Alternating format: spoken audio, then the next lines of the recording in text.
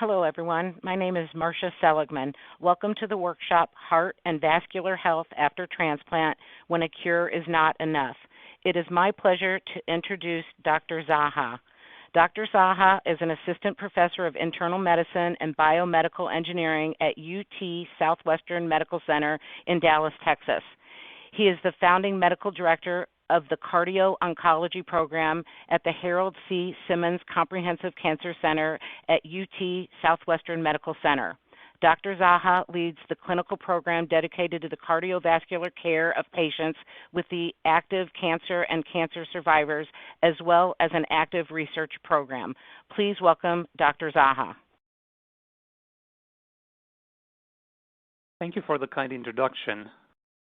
It is my absolute pleasure to be here today, to be part of this forum, and to present on heart and vascular health after transplant when cure is not enough.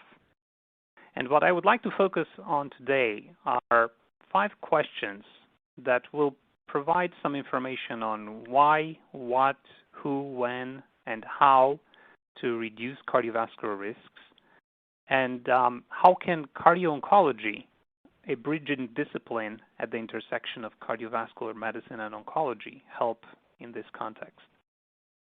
But let's first go back to the beginnings, just to appreciate the significance of bone marrow transplantation, pioneered in the 1950s by Dr. Donald Thomas.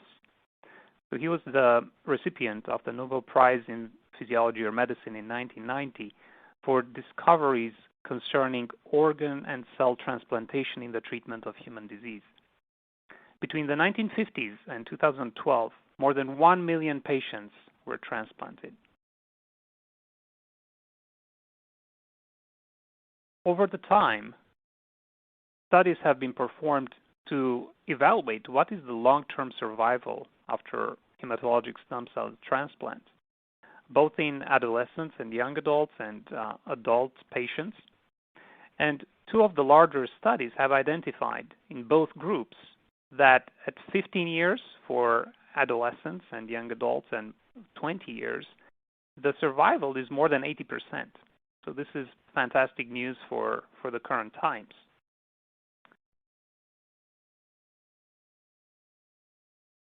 And so looking forward at the number of survivors, which has reached more than 240,000 in 2020. The estimate is more than 500,000 in 2030, only in the United States.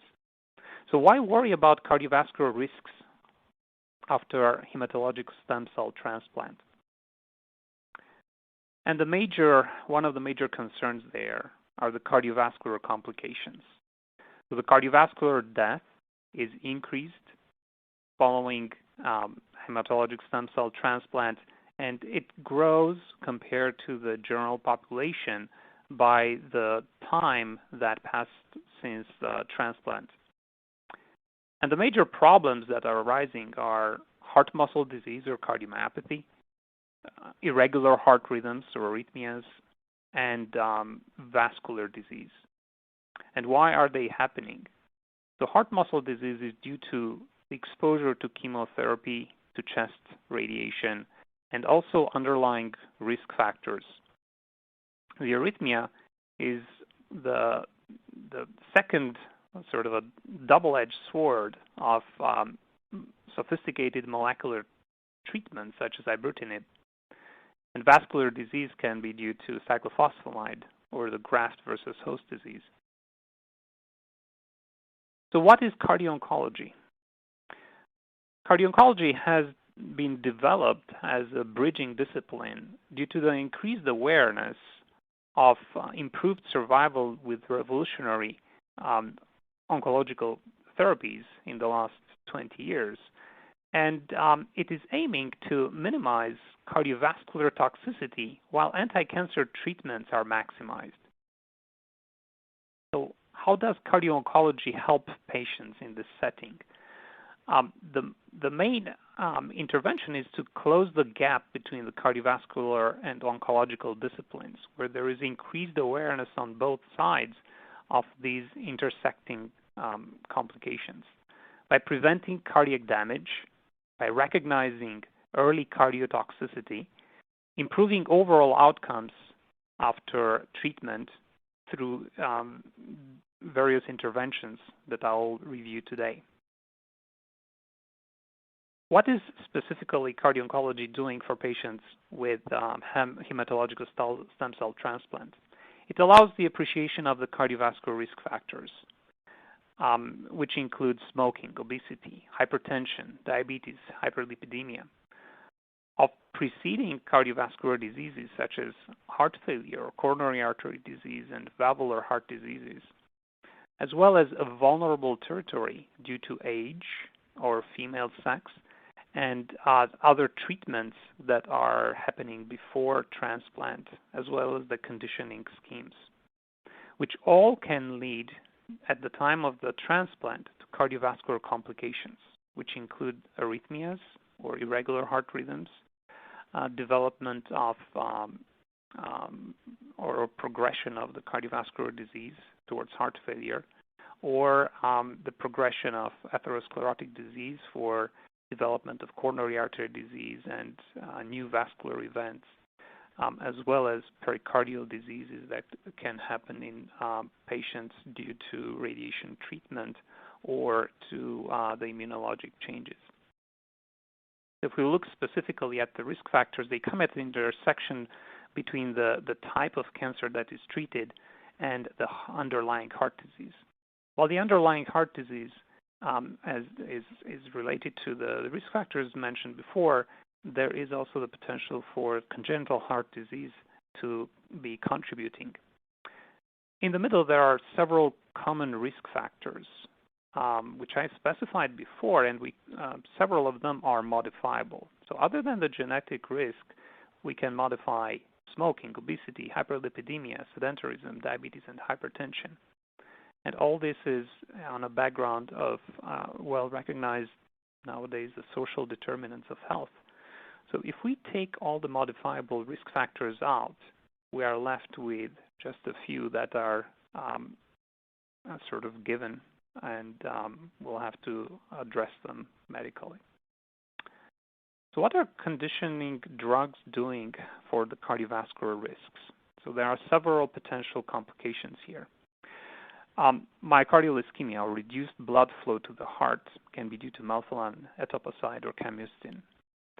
Irregular heartbeat or arrhythmias due to cyclophosphamide, carmustin, or fludarabine.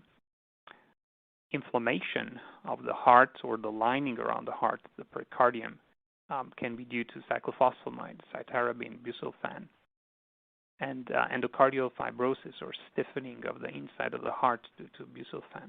So taken in all, unfortunately, eventually a lot of these medications can also lead to cardiac dysfunction or heart failure, as we call it.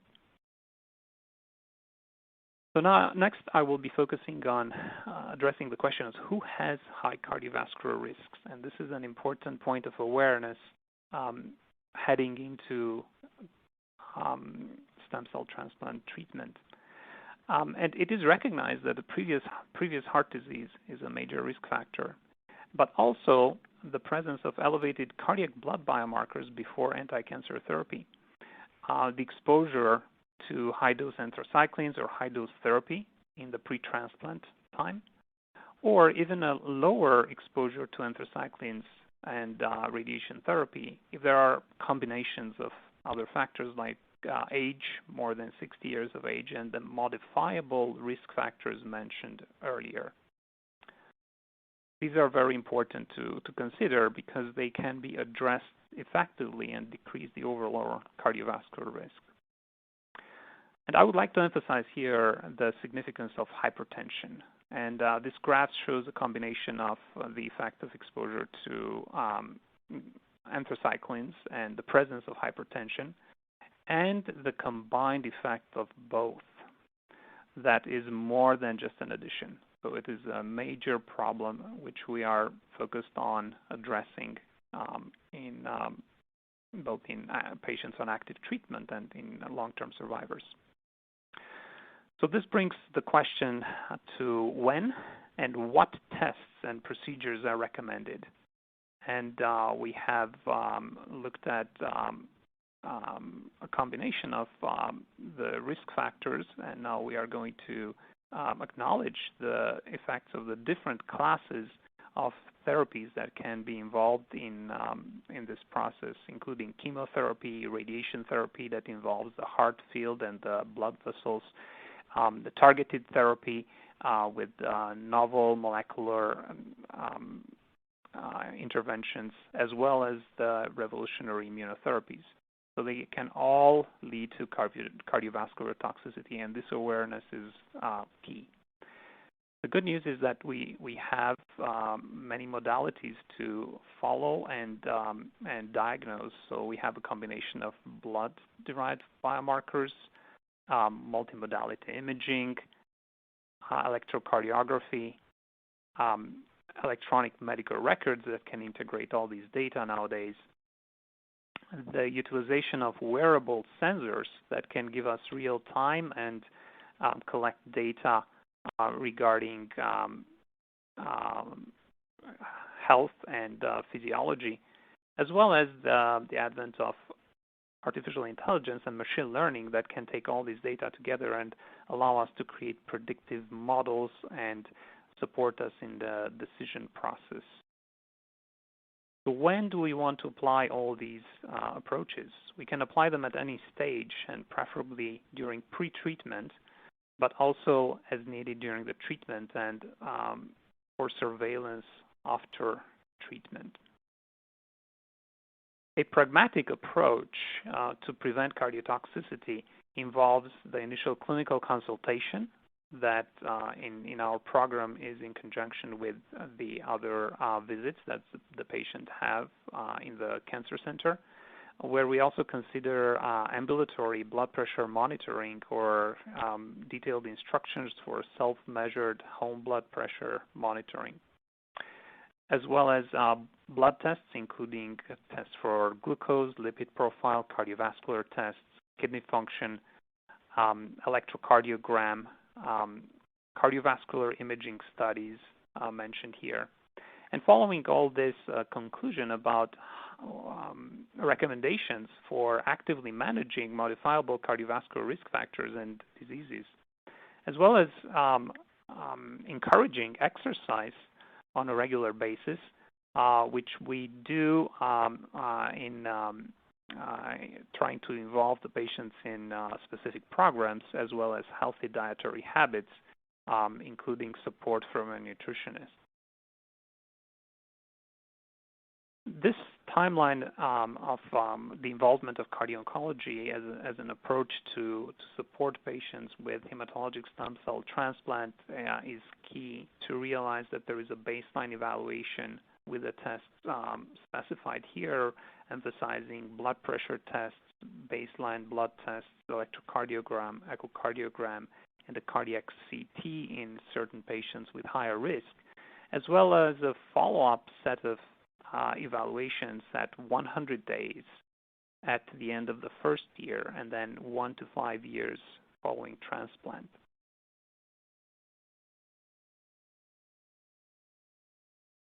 This is an example of commonly used blood tests in cardio-oncology that patients are routinely tested with, and it is important for recognition of what they do. So, for example, troponin is a test for heart damage, and it can tell us whether there are effects of narrowing of the blood vessels or inflammation.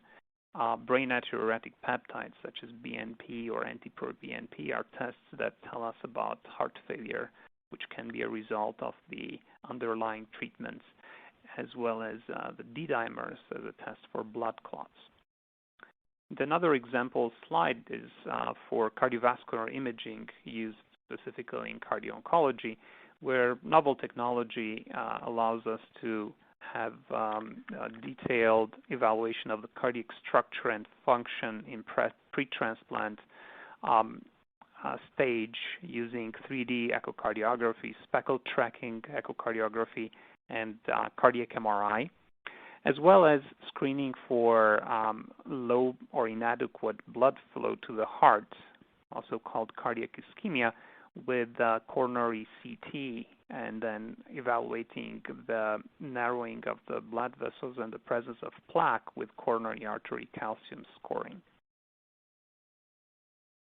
So once we have all this information, how can we, what can we do to further reduce the cardiovascular risks? And in addition to the specifics of each intervention and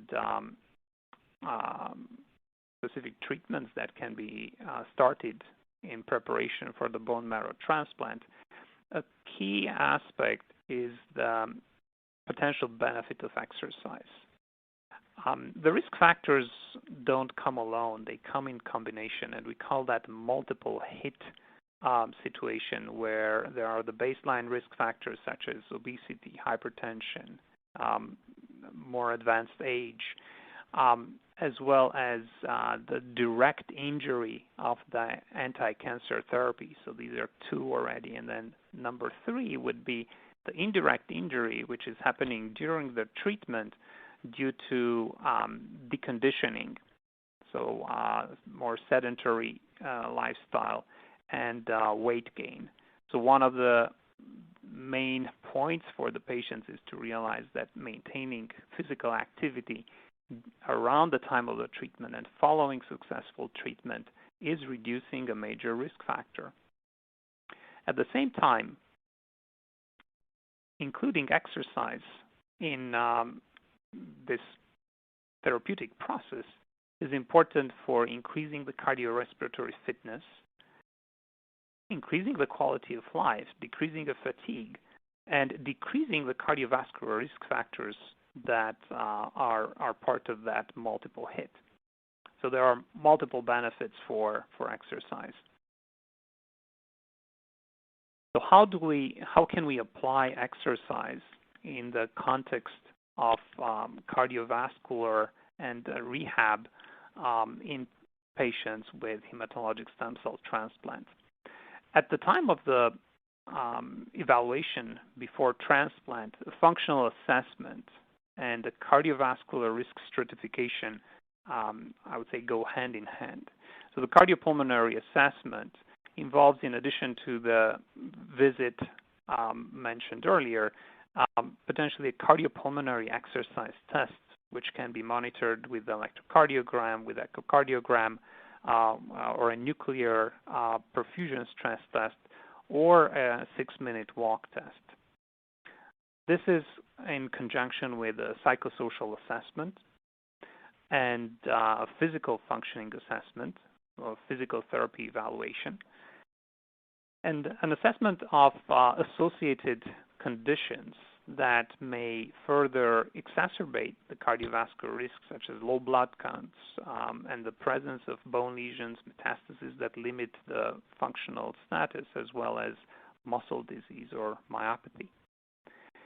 In this context, what has been designated, and we have embraced that, is the concept of prehab. So instead of rehabilitation, we want to be proactive and to engage patients in increasing their physical activity and capacity before they go through the transplant program.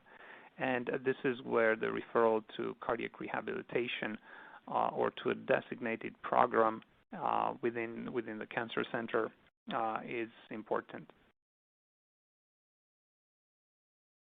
So how can we use physical activity to improve function during the transplant timeline? There's a physical activity counseling that can happen at the beginning, and it can include multiple components, going from physical, occupational, speech therapy, depending on what the patients need. And it is combined with nutritional counseling, with the management of the modifiable risk factors, which remain central in this process, as well as recognizing and intervening for psychological management and counseling, and not the least, a designated exercise program that can combine aerobic activity, a mainstay for cardiovascular health, as well as resistance exercises to maintain the muscle mass. And this can be delivered in a supervised or unsupervised fashion, including both hospital or health center-based approach, as well as home, taking advantage of the new telehealth resources. And if we head towards the actual cardiac rehab, so post transplant, this is a long-term process that is extremely helpful for patients to recover their functional status, and it involves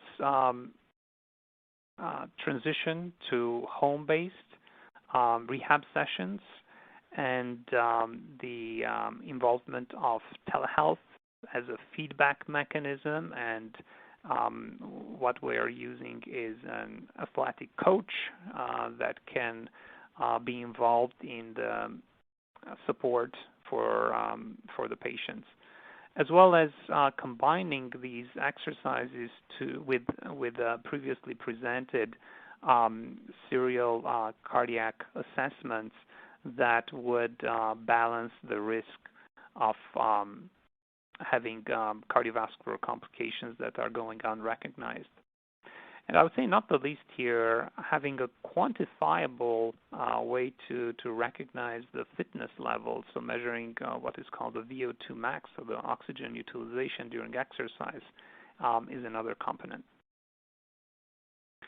So I would summarize here, and I would like to come close to open the discussion, that cardiovascular disease is a significant risk after hematologic stem cell transplant, where the risk prediction is challenging but important and addressable, with several modifiable risk factors being involved, with the recognition of cardiovascular problems that are underlying and may become manifest during the time of the transplant, but can be addressed ahead of time for successful transplant without complications.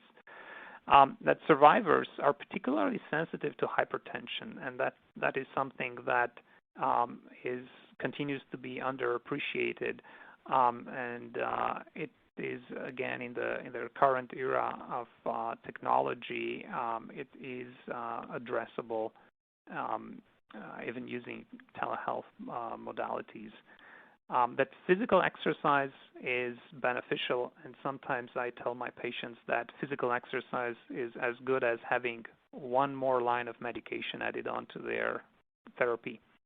And that we have new diagnostic modalities, and there are new treatment options that are being developed that allow patients to stay healthy in the process of transplant and to remain healthy following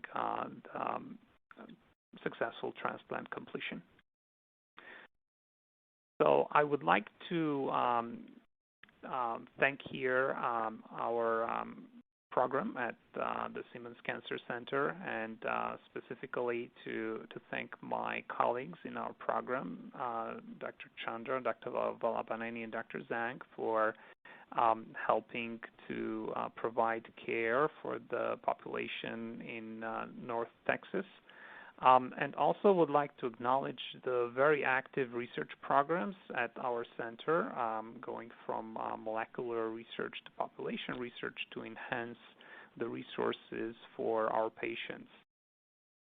So I thank you all for your attention, and I'm ready to take any questions.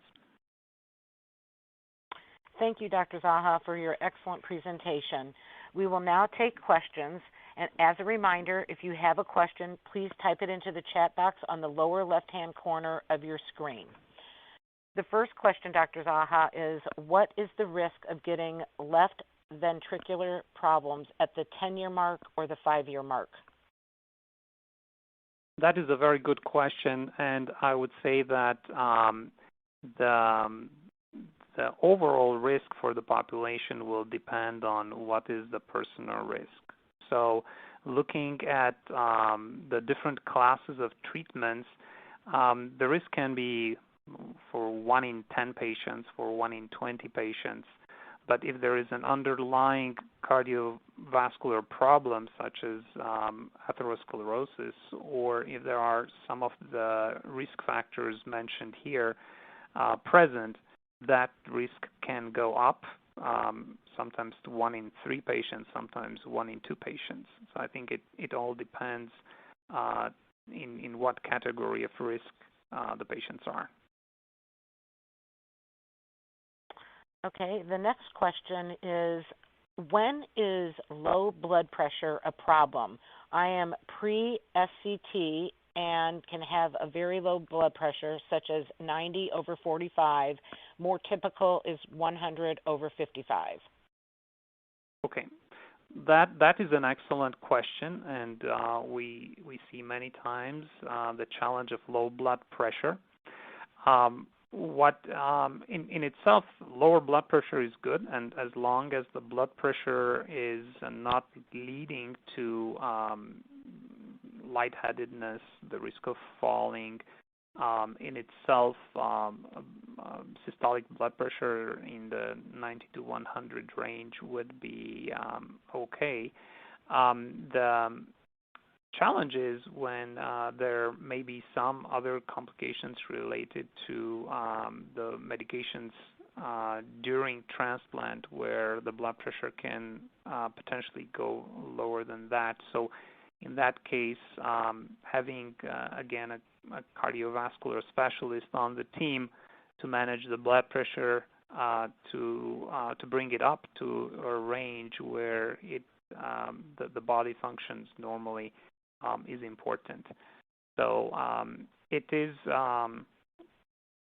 sometimes a little bit of a roller coaster, I would say, for some patients, where the blood pressure can be low at times and high at other times. So there are sometimes adjustments that have to be done in the cardiac management to address the fluctuations in blood pressure during the hematologic stem cell transplant.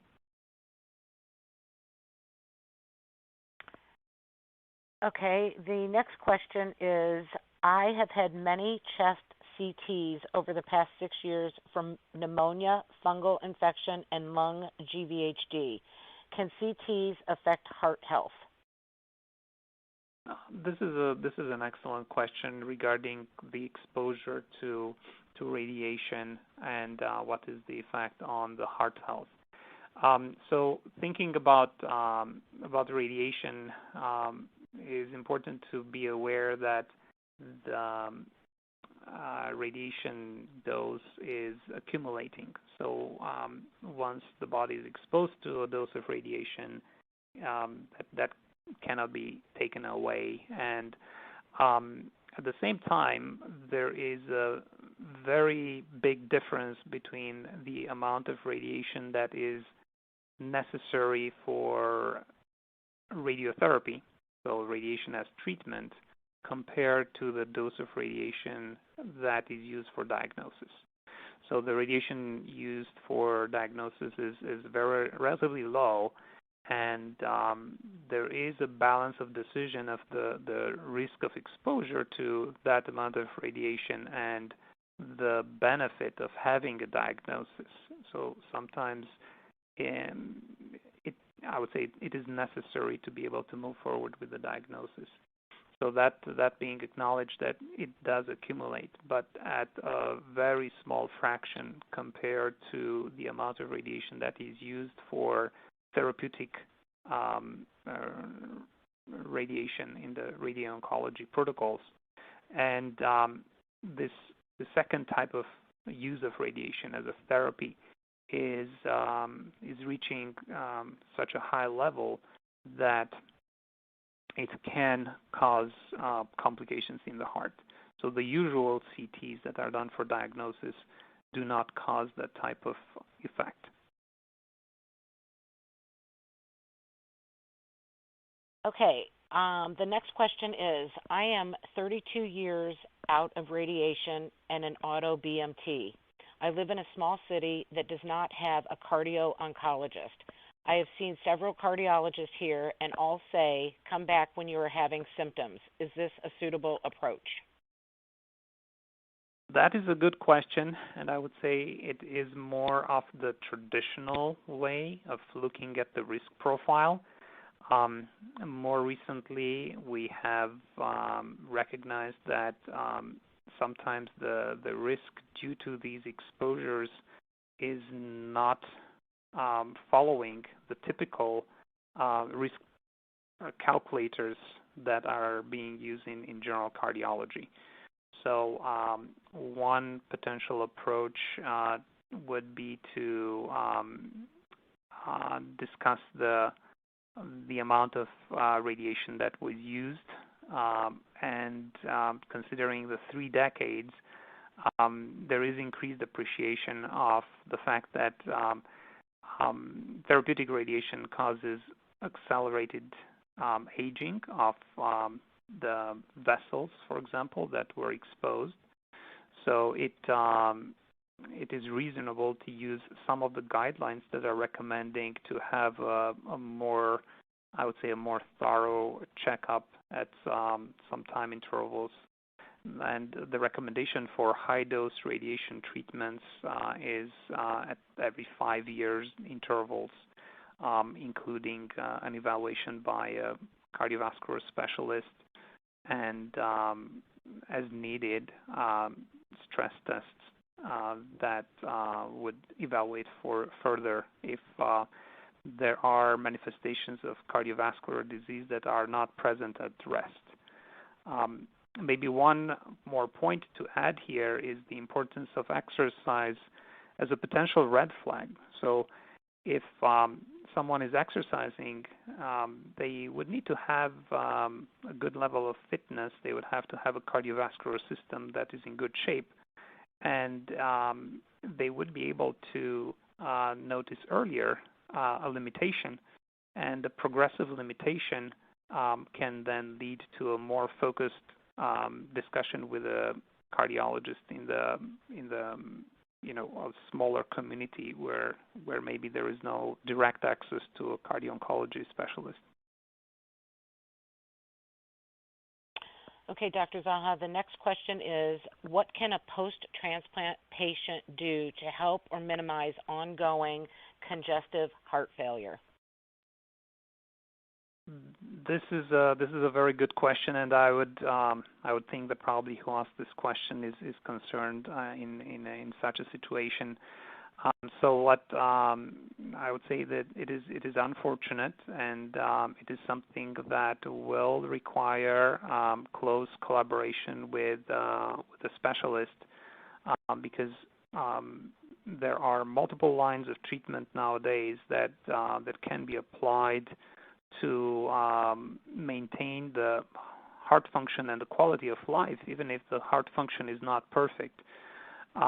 So I think the diagnostic will be very important, and then the choice of the right medications and close follow-up with a specialized center. Okay, the next question is, with cardiac damage and arrhythmias occurring, what are the most common areas or damage, the right side versus left side or everywhere, and the most common arrhythmia to watch for? Okay, that is a very good question that is giving some technical insight there. The challenge with the radiation therapy is the exposure of the vascular system of the heart, called the coronary system.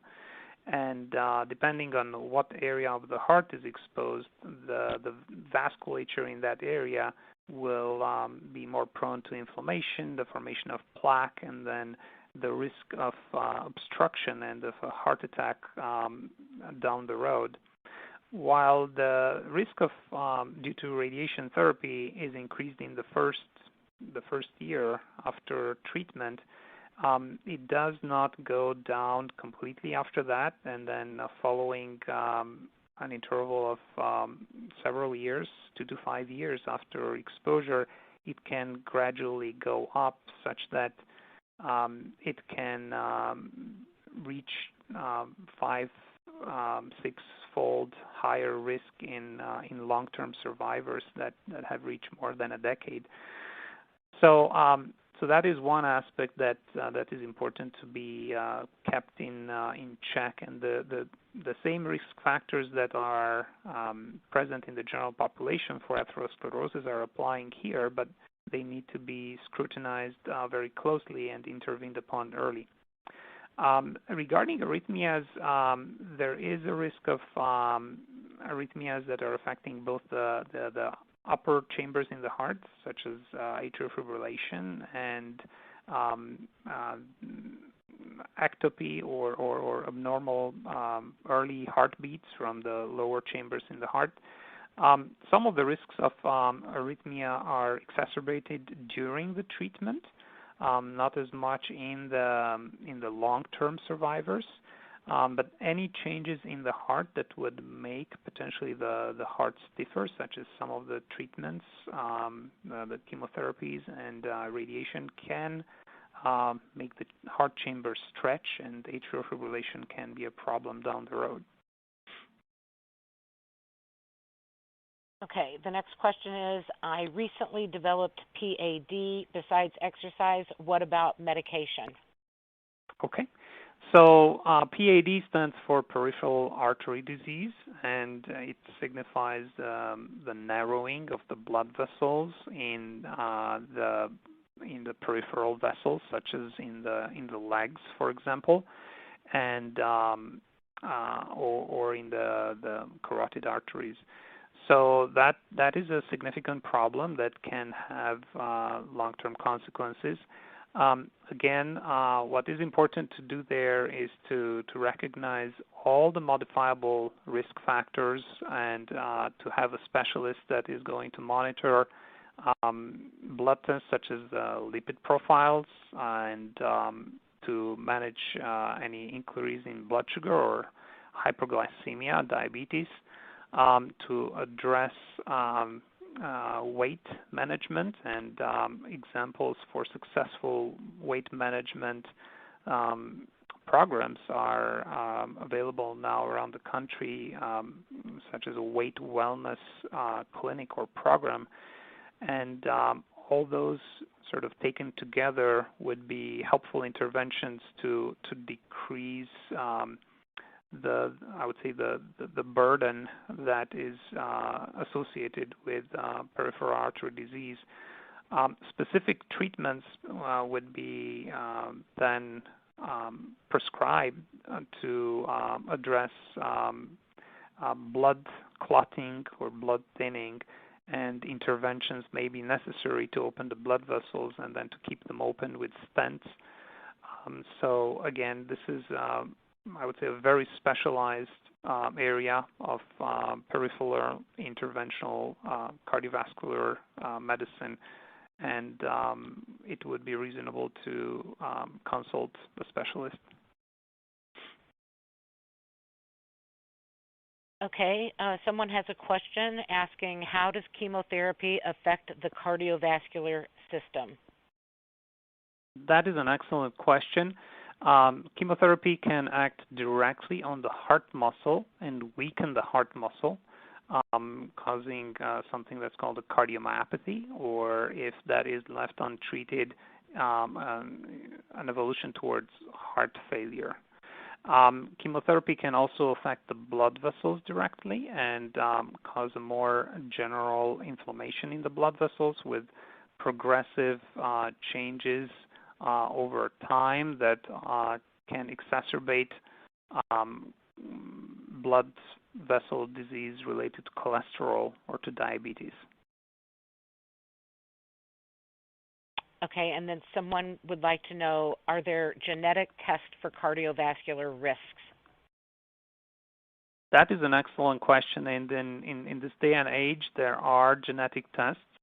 For example, specific tests to evaluate for familial diseases such as familial hypercholesterolemia, so high cholesterol that runs in families. We don't have at this point a lot of genetic tests that would predict the risk in the case of hematologic stem cell transplant, but we can identify if we find, for example, a very abnormal lipid profile, then we can test for those genes.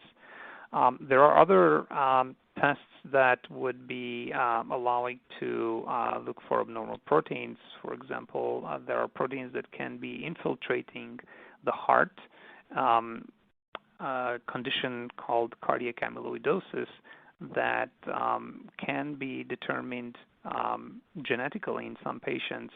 And the importance of those tests is for the entire family, where if the patient has an abnormal genetic test, that can lead to a cascade of tests for the descendants, and that way potentially help them to prevent any other risk factors that would exacerbate their disease. There are other tests now that are being developed and are associated with new treatments for a condition called hypertrophic cardiomyopathy.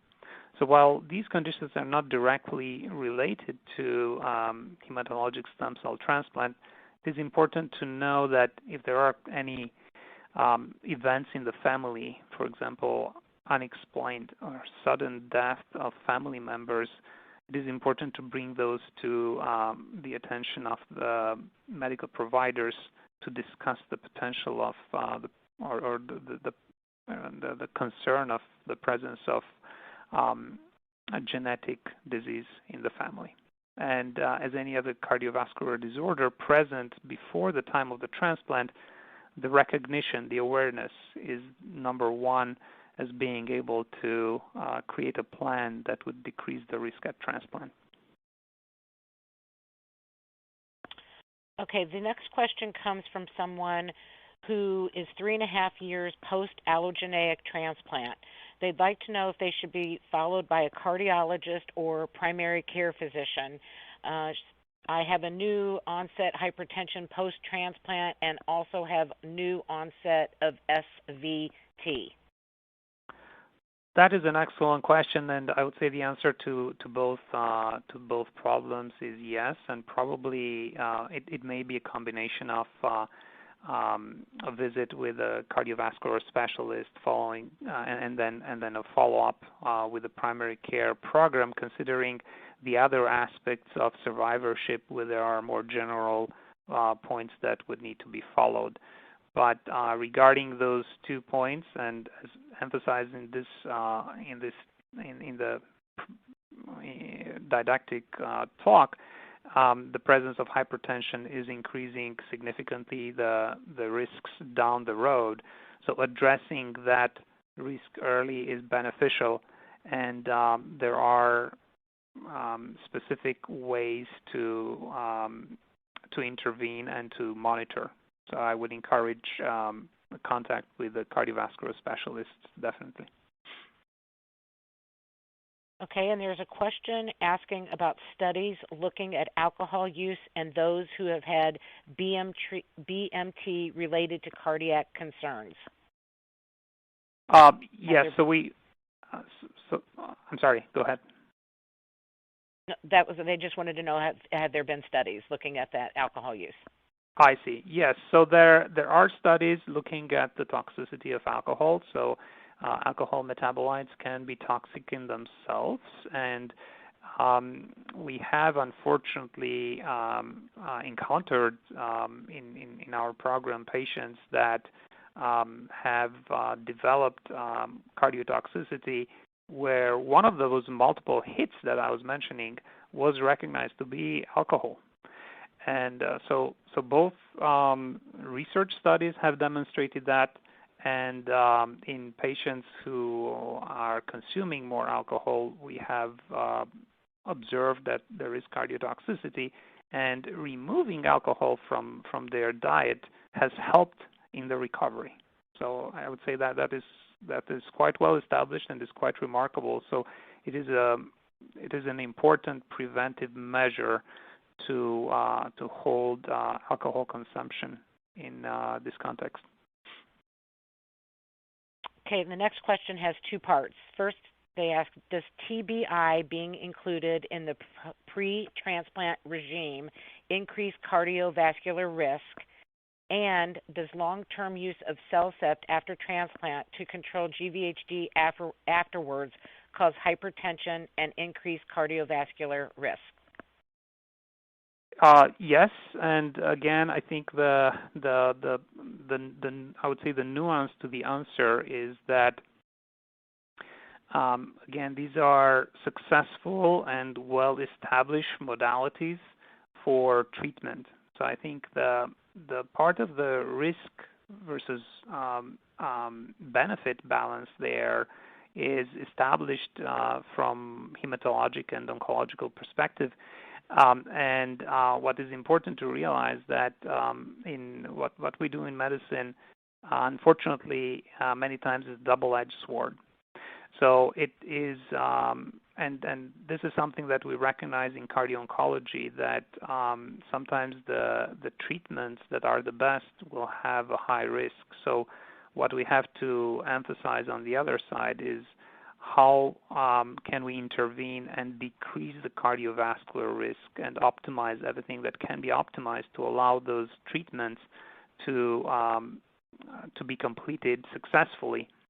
So I would say this was a very good question of awareness that there are certain interventions that will be potentially causing a risk. So again, having a cardiovascular specialist in the team there will be key to be able to maintain the balance between risk and benefit.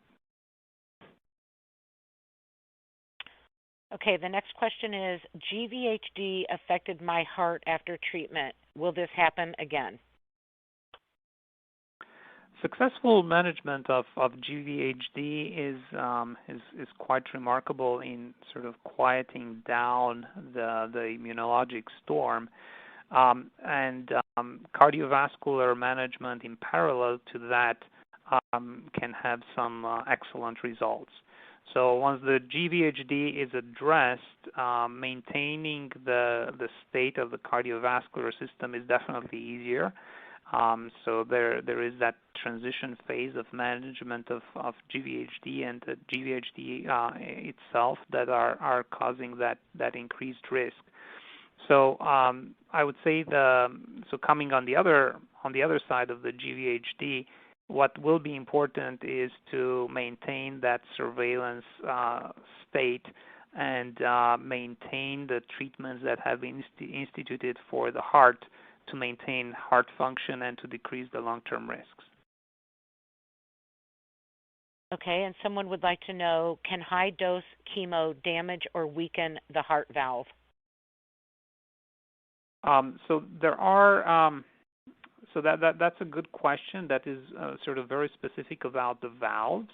So the valves in the heart are the structures that allow the blood to flow in one direction, and by that maintain the efficiency of the pump. The specific interventions in treatments that are damaging the valves are radiation treatments. Because of the process of scarring or sclerosis, as we call it, that can be slowly, gradually evolve over time. The chemotherapy agents are designed to control or to kill all the rapidly growing cells, while the valves don't have rapidly growing cells. They are less affected by the chemical treatments for malignancies. So that is, but again, depending on the type of therapy that is approached, there may be a need for radiation treatment that will expose the valves.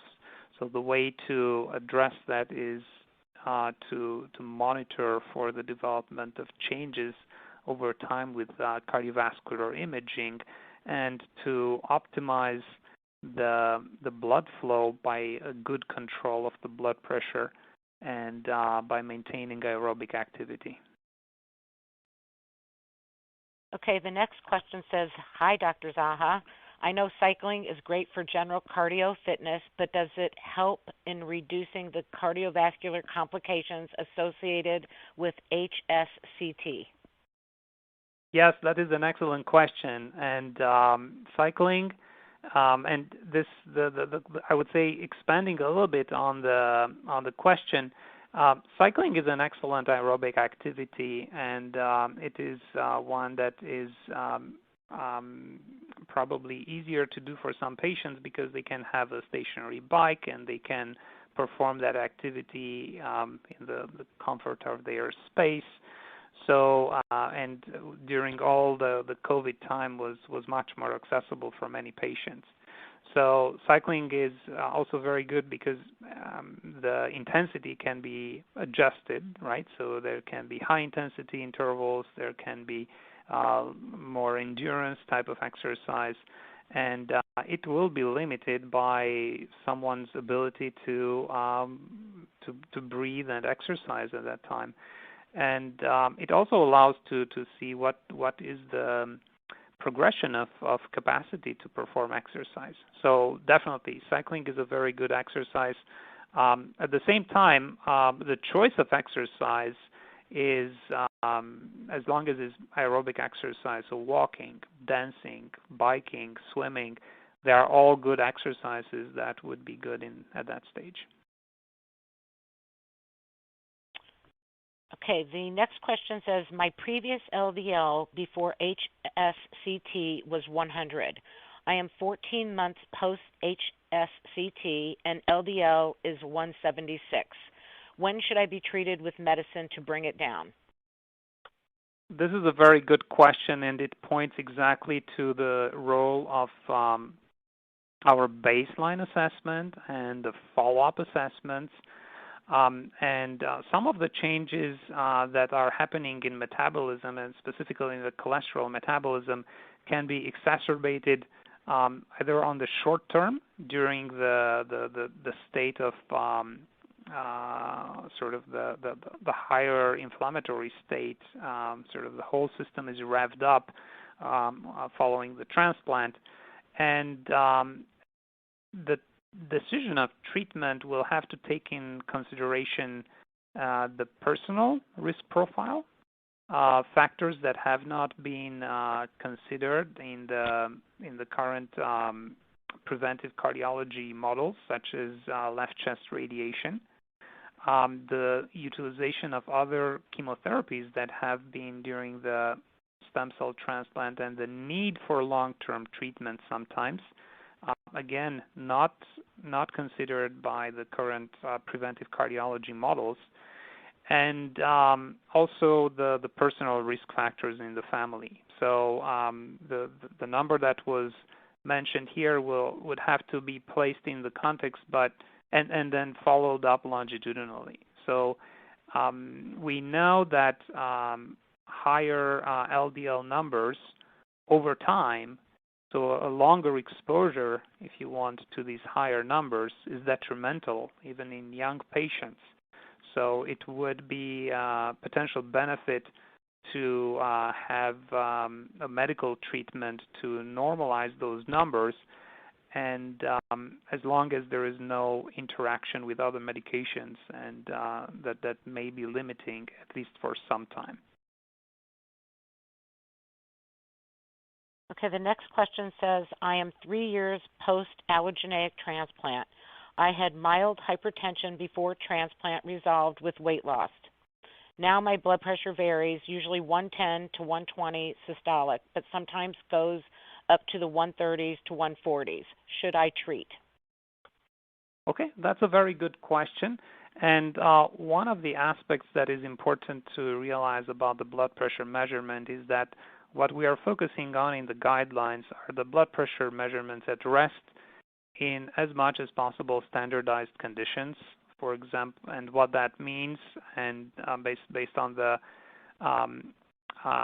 professional association recommendations is to be resting for 10-15 minutes in a quiet room in a sitting position with a backrest and with the feet on the ground without having an interaction with someone, and then having a couple measurements of the blood pressure, and then identifying what is the lowest blood pressure. So that would be a truly resting condition in a quiet room without being rushed in.